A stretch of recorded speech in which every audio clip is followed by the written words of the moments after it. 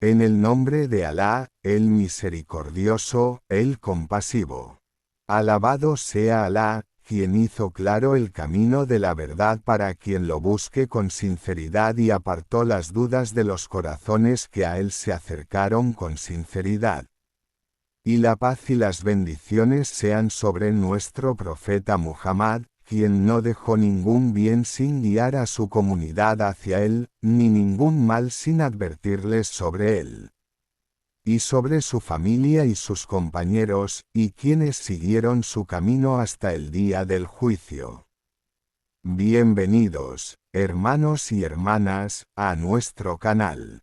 Nos encontramos hoy con uno de los libros contemporáneos de doctrina más importantes, escrito para una época en la que abundan las dudas, se multiplican los caminos del extravío y los conceptos se confunden para mucha gente.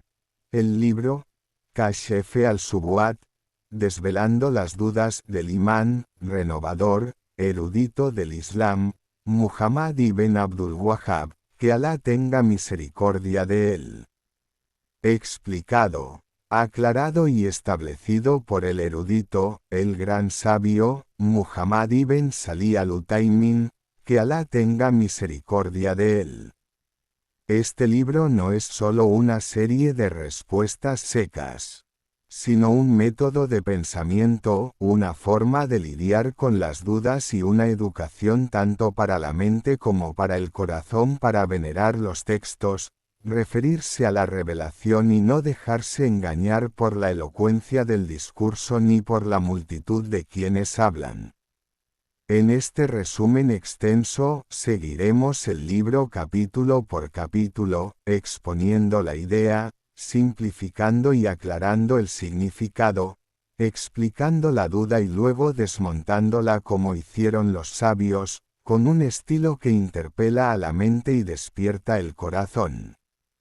Para que este contenido sea alimento para el estudiante de conocimiento, luz para el musulmán común y una fortaleza inexpugnable para quien busque la salvación de su religión en esta época de tribulaciones. Capítulo 1. Aclaración del significado del tauhid, monoteísmo, y la realidad del shirk, asociación. El imam Muhammad ibn Abdul Wahhab, que Alá tenga misericordia de él, inicia su libro estableciendo el principio fundamental sobre el cual gira toda la prédica. Tauhid al-ibada, monoteísmo en la adoración. Porque la falla en la comprensión de este principio es la mayor razón por la que la gente cae en el shirk, mientras cree estar haciendo el bien. El tauhid con el que Alá envió a los mensajeros y reveló los libros no es simplemente reconocer que Alá es el creador, el proveedor, el administrador. Esto ya lo reconocieron los primeros idólatras y no los hizo entrar al Islam. El tauhid al que llamaron los mensajeros es adorar únicamente a Alá, sin dedicar ningún tipo de adoración excepto a él solo, ni súplica, ni temor, ni esperanza, ni sacrificio, ni promesa, ni búsqueda de ayuda, ni auxilio. El Sheikh Ibn al-Utaymin, que Alá tenga misericordia de él, aclara que mucha gente cree que el shirk es solo postrarse ante ídolos o creer que hay otro creador junto a Alá. Esta es una concepción incompleta y errónea, porque el shirk en realidad es dedicar cualquier acto de adoración a otro que no sea Alá, sin importar si ese otro es una persona piadosa, un profeta o un santo. Los idólatras a los que combatió el mensajero de Alá, la paz y las bendiciones sean con él, reconocían que Alá era el creador y el proveedor, y sabían que sus ídolos no creaban ni proveían. Sin embargo, los llamó idólatras porque establecieron intermediarios entre ellos y Alá, a quienes invocaban y a través de quienes buscaban acercarse, con la pretensión de que intercederían por ellos ante Alá. Aquí, el Sheikh establece una regla grandiosa. Quien dedique la adoración a otro que no sea Alá, lo ha hecho socio de Alá, incluso si dijera 1000 veces, la ilaha illa Alá, no hay más divinidad que Alá, porque el testimonio no es solo una palabra pronunciada con la lengua, sino un compromiso práctico con su significado. Luego pasa a explicar que el origen de las dudas que hacen caer a la gente en el shirk es pensar bien de los piadosos y venerarlos de una manera no legislada por Alá, hasta que el asunto lleva a invocarlos en lugar de a Alá. Este es el mismo camino que tomaron las naciones anteriores, donde el asunto comenzó con el amor a los piadosos, luego con la veneración de sus restos, luego con la construcción de tumbas, y luego con la súplica y la búsqueda de auxilio. El Sheikh Ibn al-Utaymin enfatiza que el shirk no se juzga solo por la intención de quien lo comete, sino por la realidad del acto. ¿Cuántas personas han buscado el bien y querido acercarse a Alá, pero cayeron en el shirk porque desobedecieron lo que trajo la revelación? La religión no se basa en intelectos ni emociones, sino en el seguimiento. Concluye este capítulo estableciendo que la más grande bendición que Alá otorga a un siervo es la bendición del Tauhid, y que el pecado más grande es el shirk. Y que no hay salvación para el siervo, ni rectificación para su corazón, ni aceptación de sus obras excepto cumpliendo este tauhid en conocimiento, creencia, palabras y acciones. Capítulo 2. La primera duda, su afirmación, no asociamos nada con Alá, sino que invocamos a los piadosos para que nos acerquen más a Alá. Este capítulo es uno de los más peligrosos e importantes del libro, porque esta duda es el origen del shirk en épocas posteriores. Es la misma con la que los primeros idólatras se engañaron a sí mismos y a otros, y sigue repitiéndose con diferentes palabras hasta nuestros días. El imán Muhammad ibn Abdul Wahhab dice que una de las mayores dudas con las que argumentan los idólatras es decir, no adoramos a los santos y piadosos, sino que los invocamos y buscamos su intercesión para que nos acerquen más a Alá. Para nosotros son como intercesores e intermediarios. El Sheikh Ibn al-Utaymin explica que esta duda, en apariencia, parece aceptable para quien no reflexiona sobre los textos, porque quien la dice no niega a Alá ni afirma que otro crea o provea, sino que pretende buscar cercanía a Alá. Pero el peligro real radica en que esta misma acción es la que Alá llamó shirk en su libro y por la que su mensajero combatió. Los primeros idólatras no decían que Alá y Al-Uzá creaban o proveían, sino que decían, como Alá informó sobre ellos, no los adoramos sino para que nos acerquen más a Alá. Así que dedicaron la adoración a otro que no era Alá con la excusa de acercarse. Esto fue precisamente el shirk mayor. El Sheikh establece aquí una regla grandiosa, la súplica es adoración. Quien suplica a otro que no sea Alá, lo ha adorado, ya sea que lo llame, buscar intercesión, intermediación, amor, o veneración. Lo que importa es la realidad del acto, no su nombre. Luego, el Sheikh aclara que Alá no puso intermediarios entre él y sus siervos en la adoración, sino que ordenó a sus siervos que se dirijan directamente a él, diciendo, y cuando mis siervos te pregunten por mí, diles, ciertamente estoy cerca, respondo la súplica de quien me invoca. Si tomar intermediarios estuviera legislado, Alá y su mensajero lo habrían aclarado, o los compañeros lo habrían hecho, siendo ellos los más deseosos del bien. El Sheikh Ibn al-Utaymin enfatiza que la intercesión es cierta, pero pertenece únicamente a Alá, y solo ocurre con su permiso y complacencia, y solo se le pide a él. No está permitido decir, oh, fulano, intercede por mí ante Alá, porque la intercesión no se le pide a una criatura ausente o muerta. Más bien, se le pide a Alá que permita al intercesor interceder y que esté complacido con la persona por quien se intercede.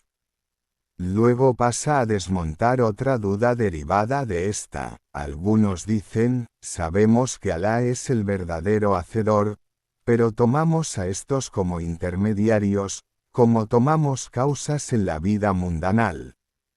El Sheikh responde que esta es una analogía corrupta, porque las causas mundanales están confirmadas en su efecto por la legislación y el decreto divino.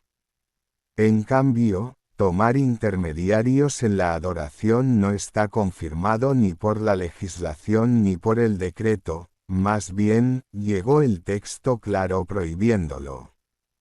El Sheikh aclara que la diferencia entre la causa legislada y el intermediario idólatra es que la causa legislada es aparente, tangible y Alá la ha autorizado. En cambio, el intermediario en la adoración es una pretensión de una causa que Alá no ha autorizado, sino que ha prohibido. Toda causa no autorizada por Alá es shirk.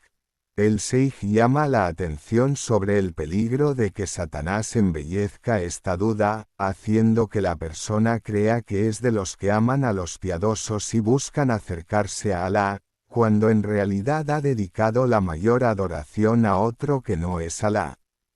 Así cae en el shirk mientras cree que es de los amigos de Alá. Enfatiza que el tauhid puro requiere que la súplica, el temor, la esperanza y la búsqueda de auxilio sean solo para Alá.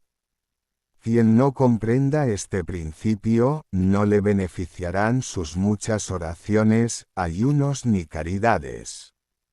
Concluye este capítulo estableciendo que la primera obligación del musulmán es aprender el significado de la ilaha illallah, y entender que su significado no es solo reconocer la soberanía, sino adorar únicamente a Alá y despojarse de toda adoración a otro.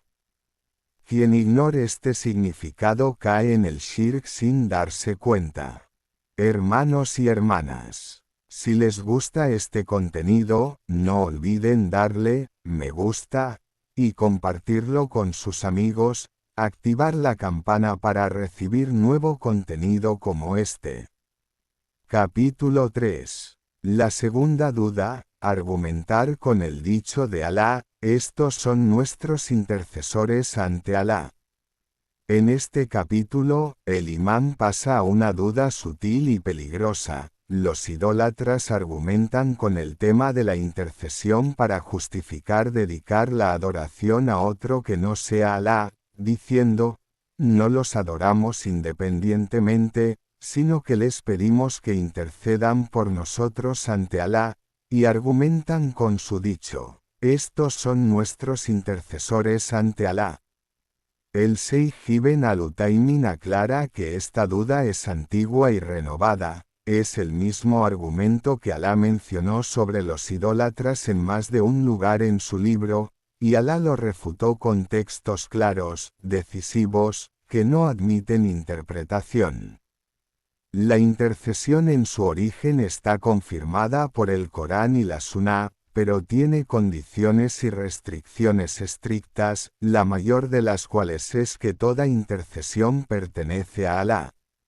Nadie puede interceder excepto con su permiso, y la intercesión solo es para quien Alá esté complacido con él, como él dijo, ¿quién podrá interceder ante él si no es con su permiso? Y no interceden sino por aquellos con quienes se le está complacido.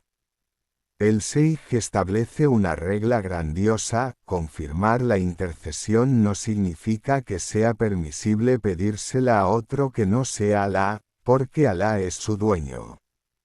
Quien la pide a una criatura, se ha aferrado a otro que no es Alá en algo que solo Alá posee. Luego explica la diferencia entre la intercesión negada y la intercesión confirmada en el Corán. La intercesión negada es la que piden los idólatras a sus ídolos y santos sin el permiso de Alá. Esta es inválida y no beneficia a sus dueños. La intercesión confirmada es la que ocurre con el permiso y la complacencia de Alá, y solo se le pide a Alá. El Sheikh Ibn al-Utaymin enfatiza que lo que más corrompe las creencias es el extremismo hacia los piadosos, y el extremismo generalmente comienza en nombre de la intercesión y el amor, y termina adorándolos en lugar de a Alá. Concluye este capítulo estableciendo que la intercesión verdadera aumenta la dependencia del creyente en Alá, no en las criaturas. Quien comprende la intercesión como vino en el Corán, aumenta en tauhid, temor y esperanza. Quien la comprende de manera idólatra, ha abierto para sí mismo una de las mayores puertas del extravío. Capítulo 4. La tercera duda, diferenciar entre el shirk de los primeros y el shirk de los posteriores. En este capítulo, el imam enfoca la luz sobre una duda sutil que hace que mucha gente piense que está más lejos del shirk que las naciones anteriores, diciendo, el shirk de los primeros era más grande y claro porque adoraban ídolos y estatuas. En cambio, nosotros no adoramos excepto a Alá, solo caemos en algunas cuestiones menores de buscar intercesión o venerar a los piadosos. El Sheikh Ibn al-Utaymin aclara que esta duda es de las más peligrosas, porque combina ignorancia de la realidad del shirk con sentirse seguro del plan de Alá. En realidad, es una inversión de los criterios legales. El shirk de los primeros era en tiempos de facilidad, pero cuando les sobrevenían dificultades, dedicaban la súplica únicamente a Alá, como dijo Alá, y cuando se embarcan en un barco, invocan a Alá con fe sincera. En cambio, muchos de los posteriores asocian en la facilidad y la dificultad, cuando las calamidades se agravan, acuden a las tumbas y los santos, pidiéndoles socorro y auxilio. Así que su shirk es mayor en este aspecto. El Sheikh enfatiza que el hecho de que la forma del shirk haya cambiado no significa que haya desaparecido o disminuido. Más bien, puede ser más oculto y más peligroso, porque el shirk oculto, cuando se difunde y no se niega, se convierte en una religión que la gente hereda, creyendo que están en la verdad. Luego aclara que los primeros idólatras adoraban junto a Alá a quienes creían que estaban cercanos a Alá, como ángeles, profetas y piadosos. Esto es exactamente lo que hace mucha gente hoy cuando invoca a los santos con la excusa de que están más cerca de Alá. El Sheikh aclara que la diferencia real no es entre un shirk antiguo y otro moderno, sino entre tauhid y shirk. Todo aquel que dedique adoración a otro que no sea Alá ha caído en el shirk, sin importar el tiempo o el lugar. Luego pasa a refutar otra duda. Dicen, nosotros no nos postramos ni nos inclinamos ante los santos. Él aclara que la postración no es la única adoración, la súplica es la mayor adoración. Quien suplica a otro que no sea Alá, lo ha adorado, aunque no se postre ante él. Enfatiza que Satanás engaña a la gente haciéndoles creer que la adoración se limita a ciertas acciones, cuando la adoración es mucho más amplia, incluye actos del corazón, miembros y dichos. Concluye este capítulo estableciendo que una de las señales más peligrosas del extravío es subestimar el shirk, y que la mayor salvación es conocer el tauhid con conocimiento detallado. Y conocer el shirk y sus formas para que el siervo se guarde de él, como los primeros piadosos aprendían la prohibición por miedo a caer en ella. Capítulo 5. La cuarta duda, la afirmación de que los idólatras solo reconocían el tauhid de la soberanía. En este capítulo, el imam aborda una duda con la que algunas personas piensan que están cumpliendo el tauhid. Creer que el tauhid requerido es reconocer que Alá es el creador, el proveedor, el administrador, y que quien reconozca eso está a salvo del shirk, incluso si dedica algunos tipos de adoración a otro que no sea Alá. El Sheikh Ibn al-Utaymin aclara que esta comprensión es exactamente el error en el que cayeron los primeros idólatras, más bien, es la base de su shirk, porque reconocían el tauhid de la soberanía, y aún así el mensajero de Alá los combatió y los llamó idólatras. Los idólatras no disputaban que Alá fuera el creador, como dijo Alá, y si les preguntas, ¿quién creó los cielos y la tierra? Seguro que responderán, Alá. Pero como no cumplieron el tauhid de la adoración, este reconocimiento no les benefició en nada. El Sheikh establece una regla grandiosa: el tauhid de la soberanía implica necesariamente el tauhid de la adoración. Quien reconoce que Alá es el creador y el proveedor y luego suplica a otro, contradice su reconocimiento con su acción, porque la consecuencia de la soberanía es que Alá sea adorado únicamente. Luego, el Sheikh aclara que las categorías del tauhid no están separadas entre sí, sino que se complementan. Quien descuida una de ellas, cumplir las otras no le beneficiará. Por eso, el mayor desacuerdo entre los mensajeros y sus pueblos estuvo en el tauhid de la adoración, no en el de la soberanía. El Sheikh Ibn al-Utaymin enfatiza que mucha gente hoy cree que son monoteístas porque no niegan la existencia de Alá, mientras caen en tipos de shirk práctico como la súplica, la búsqueda de auxilio y las promesas a otro que no sea Alá. Esto es de las mayores contradicciones. Luego, el Sheikh pasa a aclarar que conocer a Alá por sí solo no salva. Iblis, Satanás, sabía que Alá era su Señor y Creador, y aún así fue incrédulo, porque el conocimiento puro no salva a menos que vaya acompañado de sumisión y obediencia. Concluye este capítulo advirtiendo que lo más importante que debe hacer el musulmán es aprender el tauhid de la adoración, porque es por ello que se enviaron los mensajeros y se revelaron los libros, y es la verdadera balanza para distinguir a la gente del tauhid de la gente del shirk. Capítulo 6. La quinta duda, argumentar con los piadosos, los profetas y los ángeles. En este capítulo, el imam aborda una duda profundamente arraigada en las almas: argumentar con la posición de los piadosos, profetas y ángeles ante Alá para justificar suplicarles y pedirles auxilio. Algunos dicen, estos son siervos piadosos cercanos a Alá, suplicarles está más cerca de ser respondido. El Sheikh Ibn al-Utaymin aclara que esta duda es la misma de los primeros idólatras, quienes adoraban a ángeles, profetas y piadosos, no porque fueran divinidades independientes, sino porque eran siervos cercanos. Y aún así, Alá los llamó idólatras y refutó su argumento. Alá no autorizó a nadie para ser adorado junto a él, sin importar cuán alta sea su posición, ni un profeta enviado, ni un ángel cercano, ni un santo piadoso.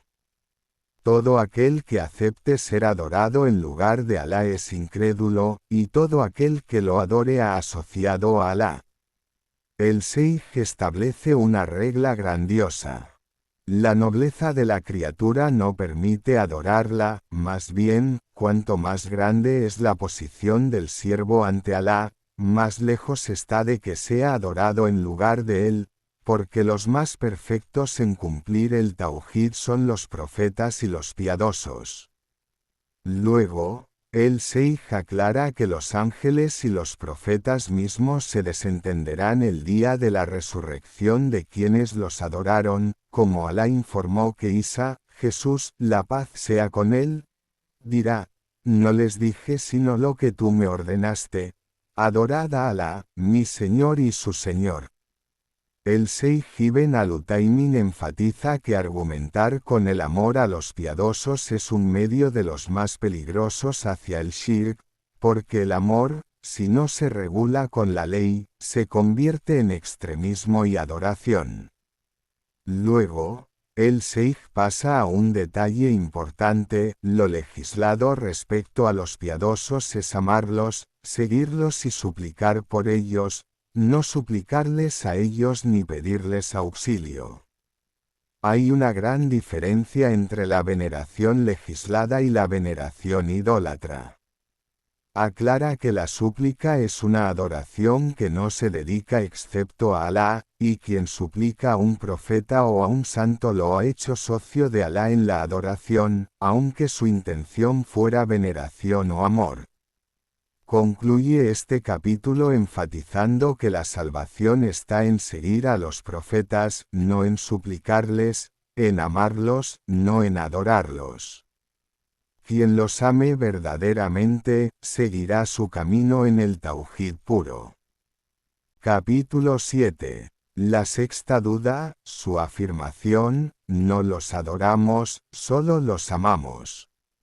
En este capítulo, el imán desvela una de las dudas más difundidas entre la gente: decir que lo que hacen con los piadosos y los santos no es adoración, sino amor, veneración y respeto, y que la adoración es otra cosa que no pretenden. El Sheikh Ibn al-Utaymin aclara que esta duda es más peligrosa que otras porque se infiltra en los corazones en nombre de la emoción religiosa y se viste con la ropa del amor, hasta que quien la tiene cree que es de la gente de la fe sincera cuando en realidad ha caído en el shirk. El amor es una gran adoración del corazón, y no está permitido dedicarlo a otro que no sea Alá con el tipo de veneración que solo es para Alá. Si el amor se acompaña de súplica, búsqueda de auxilio, sumisión y humildad, se ha convertido en adoración. El Sheikh establece que los primeros idólatras no creían que estaban adorando a sus ídolos, sino que los amaban y veneraban, y veían que eran medios para acercarlos a Alá. Este amor fue shirk porque excedió el límite legislado. Luego, el Sheikh aclara que el amor legislado hacia los piadosos tiene criterios claros: debe ser consecuencia del amor a Alá, debe impulsar a seguirlos, no a suplicarles, y debe ser amor sin extremismo ni exageración. El Sheikh Ibn al-Utaymin enfatiza que una de las señales del extremismo es dedicar al amado algo de los atributos de la divinidad, como el conocimiento de lo oculto, responder a la súplica o disponer del universo. Todo esto pertenece solo a Alá. Luego, el Sheikh pasa a aclarar que uno de los tipos más peligrosos de shirk es el que se justifica con la emoción, porque quien lo comete no se ve a sí mismo equivocado, sino que se ve amando a los piadosos, por lo que le es difícil retractarse y arrepentirse. Concluye este capítulo enfatizando que el amor sincero por los profetas y los piadosos consiste en seguirlos en el tauhid de Alá, y que todo amor no regulado por la revelación es un amor desviado, sin importar cuán buena sea su intención.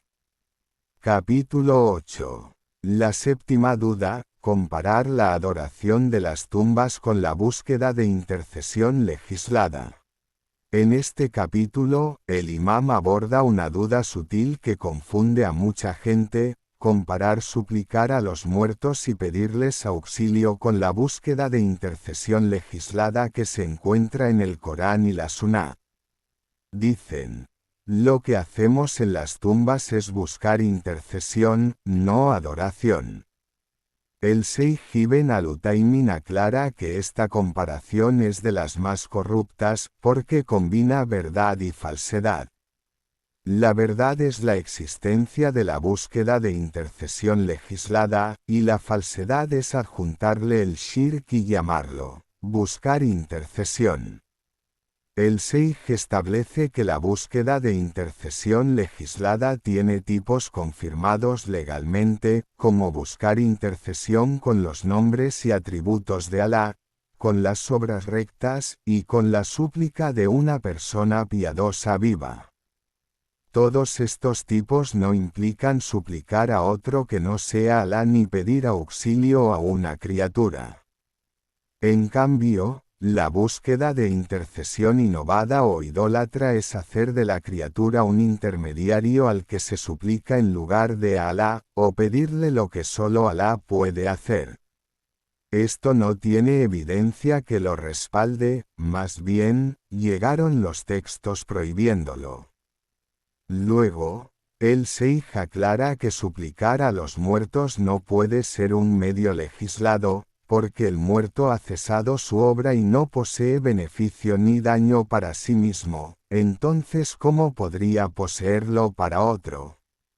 El Sheikh Ibn al-Utaymin enfatiza que la mayor diferencia entre la búsqueda de intercesión legislada y la idólatra es que la legislada aumenta la dependencia del siervo en Alá, mientras que la idólatra aumenta su dependencia en la criatura. Luego, el Sheikh pasa a aclarar que construir tumbas, venerarlas y tomarlas como lugares para suplicar es una de las mayores causas del shirk. Por eso, el profeta fue severo en prohibir tomar las tumbas como mezquitas, para proteger el tauhid. Concluye este capítulo enfatizando que la ley divina vino para cerrar todas las vías que llevan al shirk, y que de la misericordia de Alá con esta comunidad es que le aclaró el camino del tauhid y el camino del shirk con una aclaración evidente, sin ambigüedad. Cuando la duda es más peligrosa que el pecado. Imagina que lo más peligroso que puede afectar tu corazón no es una desobediencia que sabes que es desobediencia, ni un pecado del que pides perdón a Alá, sino una duda que se infiltra silenciosamente en tu corazón. No grita ni amenaza, sino que susurra y dice, yo soy verdad, o, yo soy amor, o, yo soy acercamiento a Alá. La duda no viene diciendo, yo soy extravío, sino que viene adornada con la ropa de la sabiduría, la emoción, la veneración y la buena intención. Por eso es más peligrosa que el pecado, porque el pecado lo quebranta el arrepentimiento, mientras que con la duda, la persona puede vivir toda una vida creyendo que está en la guía. Mucha gente teme caer en desobediencias aparentes, pero no teme la corrupción del tauhid.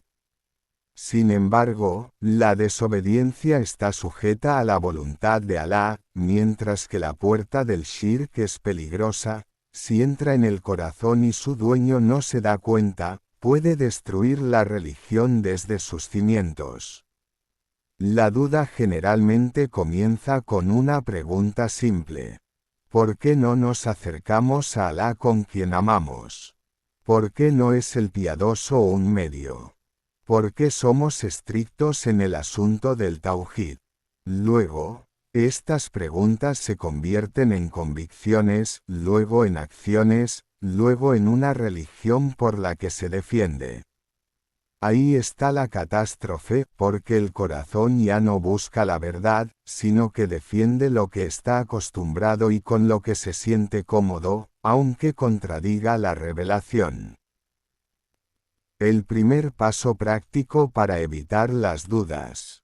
No es refutarlas, sino construir un corazón donde la duda no tenga lugar. Un corazón que conoce a Alá con verdadero conocimiento, no un conocimiento superficial, sino un conocimiento que produzca veneración, sumisión y humildad. El corazón que conoce verdaderamente a Alá no busca intermediarios porque sabe que Alá está cerca, más cerca de él que su propia vena yugular. Escucha su gemido antes de que hable y conoce su necesidad antes de que levante sus manos. El tauhid no es solo una lección de doctrina.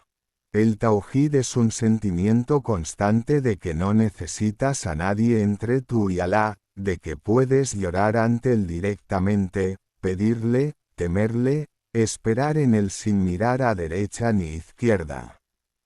Cuanto más fuerte sea este sentimiento, más débil será la duda, porque la duda vive en los corazones que sienten lejanía de Alá y buscan alternativas. De aquí comienza la inmunidad. Pregúntate a ti mismo con sinceridad. ¿Estoy apegado a Alá o busco a alguien que me acerque a él?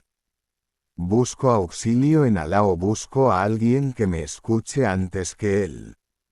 Mi corazón está lleno de la grandeza de Alá o lleno de los nombres de las personas. Y sabe que la duda no entra de repente, sino que entra cuando el conocimiento se debilita, la veneración se enfría, se reduce la referencia al Corán y aumenta la dependencia en la emoción sin criterio.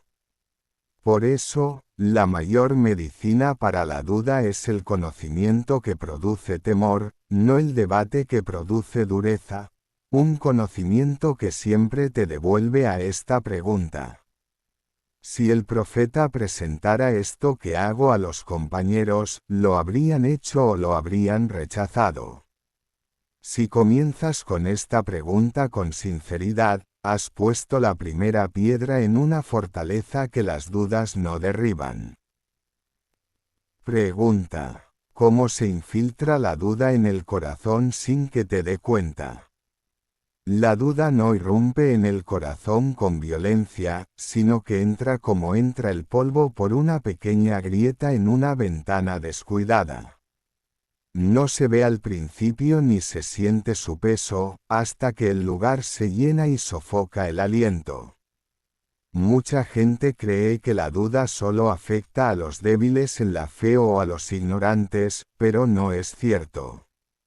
La duda puede afectar a quien tiene adoración, oración y llanto si no tiene conocimiento que proteja su corazón. La primera puerta por donde entra la duda es la puerta de la veneración no regulada, cuando la persona venera a alguien, una experiencia o una herencia religiosa sin relacionarla con la revelación, y esta veneración se convierte en el criterio para la verdad y la falsedad sin que se dé cuenta. Luego viene la segunda puerta. La puerta de la emoción. Cuando se antepone la emoción al texto, y se te dice, esto es amor, esto es lealtad, esto es respeto por los piadosos, no te das cuenta de que la emoción, si no la regula la ley, lleva a su dueño al mayor extravío.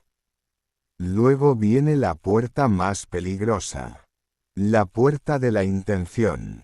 Se dice, tu intención es buena, y Alá solo te juzgará por tu intención. Entonces el alma se tranquiliza y descuida que la intención buena no corrige la acción corrupta, y que Alá es adorado con lo que él legisló, no con lo que nos gusta. La duda también se infiltra cuando disminuye la presencia del Corán en la vida de la persona, porque si el corazón no escucha regularmente el discurso de Alá, escuchará más el discurso de la gente, y entonces las voces se mezclan y ya no distingue la verdad de la falsedad.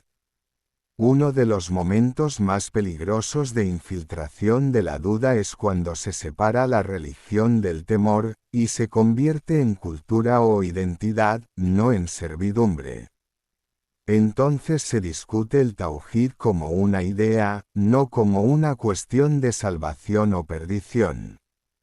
El corazón que teme a Alá no se toma a la ligera el asunto de la doctrina, porque el temor produce precaución. En cambio, el corazón que se siente seguro del plan de Alá subestima la duda y dice, todos estamos bien. Por eso, los primeros piadosos temían la duda más que temían el pecado, porque el pecado despierta el corazón, mientras que la duda puede adormecerlo. Entre las señales prácticas que te revelan la existencia de una duda en tu corazón está que te encuentres justificando antes de investigar, defendiendo antes de preguntar, enojándote si te objetan, acusando a quien te contradice en lugar de mirar su evidencia. Si llegas a esta etapa, sabe que la duda ya no es una idea pasajera, sino que ha comenzado a convertirse en una convicción, y entonces el tratamiento se hace más difícil, pero no imposible. El tratamiento comienza con la sinceridad consigo mismo. Decir, puedo estar equivocado, abrir el corazón a la verdad aunque contradiga lo en lo que creciste, someter lo que amas a lo que ama Alá, no al revés. Luego, retrocede un paso y presenta todo lo que crees ante una sola pregunta. ¿El profeta lo hizo, lo aprobó o lo indicó? Si no encuentras una evidencia clara, sabe que la seguridad está en abandonarlo, no en arriesgar la religión. Y sabe que Alá no desperdicia a quien busca la verdad con sinceridad, pero puede dejar a quien se admira de su propia opinión y se siente seguro de sí mismo. Pregunta: ¿cómo enfrentar la duda cuando la sientes en tu corazón? Cuando sientes por primera vez que una idea ya no es solo una pregunta pasajera, sino que se mueve en tu corazón y busca un lugar donde establecerse, sabe que este es un momento crucial. O cierras la puerta inmediatamente o la dejas entreabierta y la duda entra y se establece. Lo primero que debes hacer cuando sientes la duda no es buscar a quien te apoye, sino buscar la verdad, porque el alma por naturaleza se inclina hacia lo que le complace, no hacia lo que la corrige. Mucha gente, cuando la duda llama a su corazón, va inconscientemente hacia quien comparte su misma convicción o inclinación, y escucha de él lo que le tranquiliza, no lo que lo despierta. Así, la duda se convierte de un peligro a una religión. El primer paso práctico es detener el diálogo interno y no permitir que la idea se expanda sin regulación. Más bien, di en tu interior, soy un siervo, y el siervo no antepone su opinión a la orden de su señor. Luego, regresa directamente al principio de los principios. El Tauhid.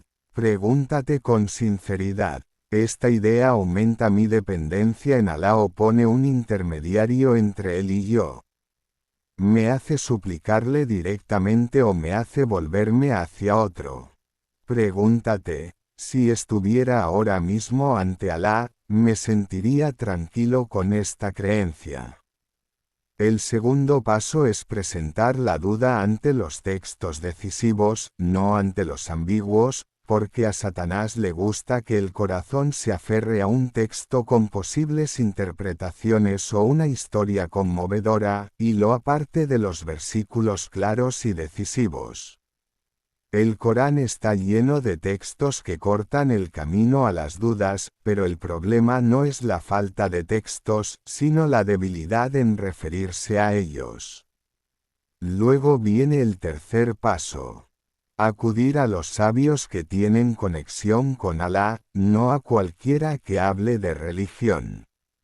No todo el que se presenta está cualificado, y no todo el que tiene voz tiene conocimiento. La señal distintiva de los sabios es que te devuelven a Alá y a su mensajero, no a sí mismos, y te hacen temer el shirk más de lo que te tranquilizan con las intenciones.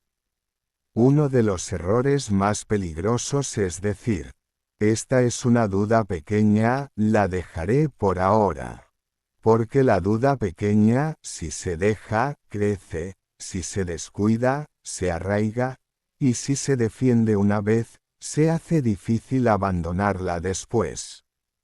Luego, sabe que resistir la duda no es solo un esfuerzo intelectual, sino una adoración del corazón que necesita pedir ayuda a Alá, sinceridad en el refugio y, a veces, llanto, porque los corazones están en la mano de Alá, y solo Él los hace firmes. Por eso, una de las mayores súplicas en esta etapa es la del profeta. Oh, volteador de los corazones. Haz firme mi corazón en tu religión. No subestimes la súplica. Cuánta gente conocía la verdad y luego se extravió, y cuánta gente estaba perpleja y luego Alá la guió con una súplica sincera en un momento de humildad. Pregunta: ¿cómo purificar tu corazón de los efectos de la duda después de que desaparece? Puedes pensar que si la duda desaparece de la mente, su peligro ha terminado. Pero la verdad es que algunas dudas dejan un efecto oculto en el corazón, como una cicatriz que no se ve pero afecta la sensibilidad y la dirección. Por eso, el tratamiento después de la duda no es menos importante que enfrentarla.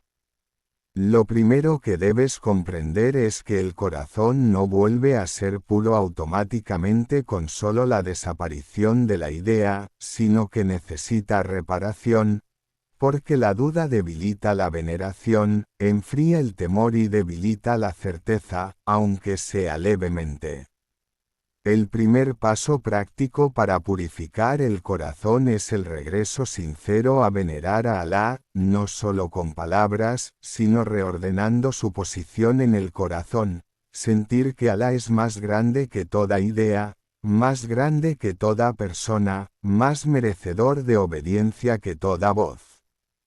Esto se logra aumentando la lectura del Corán, no con el propósito de información, sino con el propósito del discurso.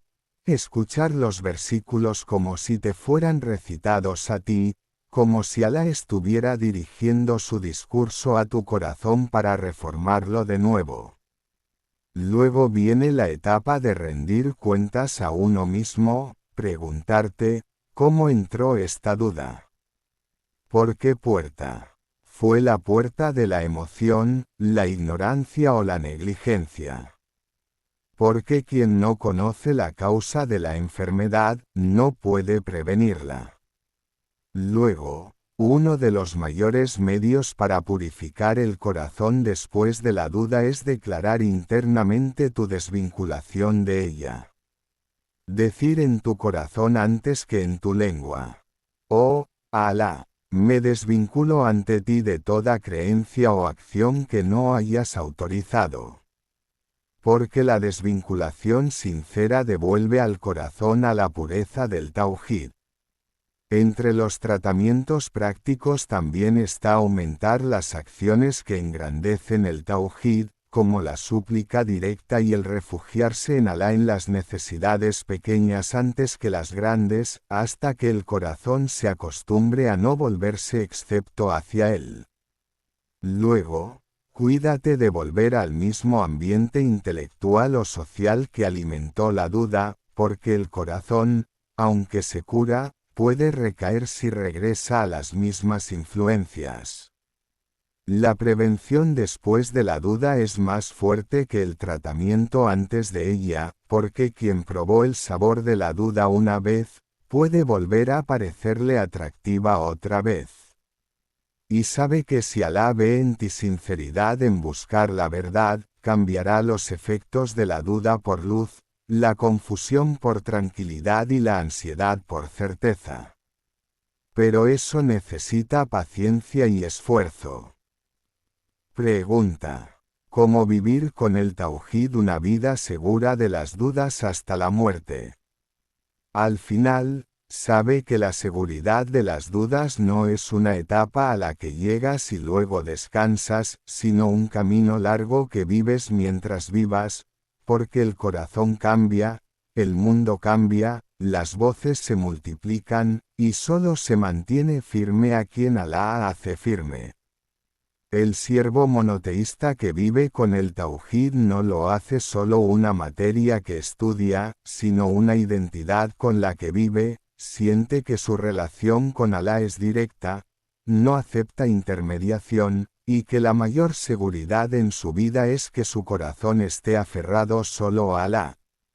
El primer indicio de esta vida segura es hacer del Tauhid tu principal preocupación antes que la abundancia de obras, porque la obra sin un Tauhid correcto puede ser en vano, mientras que el Tauhid sincero, aunque con deficiencias, es el origen de la salvación. Luego, educarte a ti mismo a temer el shirk más que temer el pecado, porque del pecado puedes arrepentirte, mientras que el shirk, si se establece en el corazón, puede parecer atractivo hasta la muerte. El siervo monoteísta, si se equivoca, llora, si ignora, pregunta, si el asunto le parece confuso, se detiene, porque sabe que su religión es su capital, y que no posee otro corazón si éste se corrompe. Entre los indicios de vivir con el Tauhid está pedir mucho a Alá la firmeza, más que el éxito aparente, porque la firmeza es la mayor bendición. La persona puede morir mientras es firme y triunfar, o vivir mucho tiempo mientras está perturbada y perder. Ten una porción constante del Corán que nada interrumpa, porque el Corán es el primer guardián de la doctrina, y cuanto más se debilite tu relación con él, más aumentará la receptividad del corazón a la duda. Luego, no desprecies ninguna idea que contradiga la revelación, por pequeña que sea, ni subestimes ninguna inclinación en el corazón hacia otro que no sea Alá, porque el camino al shirk no comienza con una postración, sino con un pensamiento no resistido. Y vive siempre con esta súplica en tu corazón antes que en tu lengua. Oh, Alá, muéstranos la verdad como verdad y concédenos seguirla, y muéstranos la falsedad como falsedad y concédenos evitarla, y no la hagas confusa para nosotros para que dudemos. Si vives con esta conciencia, la duda puede pasar por tu corazón pero no se establece, puedes escucharla pero no la posees, puedes verla pero no te ciega. Porque entonces tu corazón estará lleno de Alá, y a quien se llena el corazón de Alá, la falsedad no le encuentra lugar. Conclusión del libro y el efecto del Tauhid en la salvación del siervo. El imam Muhammad ibn Abdul Wahhab concluye su libro, Kashf al-Subuhat, con un resumen integral que devuelve al lector al principio sobre el cual giró todo el libro. Que la salvación en esta vida y en la otra no se logra excepto cumpliendo el Tauhid puro con el que Alá envió a todos los mensajeros, y que toda duda, por diversas que sean sus formas, regresa en su realidad a este gran principio. El Sheikh Ibn al-Utaymin aclara que el Tauhid no es una cuestión teórica o un debate intelectual, sino un asunto decisivo del cual depende la aceptación o el rechazo de las obras, y la salvación del fuego o la permanencia en él. Alá no acepta de la obra excepto lo que sea sincero para él y correcto según su ley. El Sheikh enfatiza que la mayor bendición que Alá otorga a un siervo es que conozca el Tauhid con un conocimiento correcto, que lo faculte para actuar según él y que lo proteja del shirk, pequeño y grande, aparente y oculto. Luego, aclara que las dudas no desaparecen solo con mucha adoración ni solo con buena intención, sino con el conocimiento y la referencia al libro y a la suná, y la comprensión de los primeros piadosos, porque las dudas, si entran en el ignorante, corrompen su religión sin que se dé cuenta. Enfatiza que de la misericordia de Alá con esta comunidad es que preparó para ella sabios que aclaran la verdad y desvelan las dudas en cada época, y que este libro es de lo más grandioso que se ha compilado en este aspecto por su claridad, fuerza de argumento y facilidad de exposición. El Sheikh Ibn al-Utaymin dirige un gran consejo a todo musulmán: que haga de su criterio en la religión la revelación, no las personas. Que presente cada dicho y cada acción ante el libro y la suná, y si coincide con ellos, lo acepte, y si los contradice, lo rechace, sin importar quién sea su autor. Concluye este capítulo advirtiendo que lo más grande que el creyente debe temer para sí mismo es caer en el shirk sin darse cuenta. Por eso, parte de la súplica del profeta era: «Oh, Alá, me refugio en ti de asociar algo contigo a sabiendas, y te pido perdón por lo que no sé». Con esto, hemos llegado al final de esta exposición extensa del libro, Kashf al-Shubuhat, desvelar las dudas, este libro que no se escribió solo para un tiempo pasado, sino para cada época en la que abunden las dudas y se confundan las verdades. Pedimos a Alá que haga este trabajo sincero para su noble rostro, que beneficie a todo quien lo escuche, y que lo convierta en una causa para hacer firmes los corazones en el Tauhid, desvelar las dudas de las mentes y devolver a la gente al camino recto de Alá. Hasta aquí llegamos al final de este podcast, con la esperanza de encontrarnos con ustedes en otros libros que nos acerquen más a Alá y nos den claridad sobre su religión. No olviden darle me gusta, suscribirse al canal y activar la campana para recibir todas las novedades. Compartan con nosotros en los comentarios su experiencia con la paciencia y cómo ha impactado su vida diaria, para ser parte de este bendito viaje espiritual.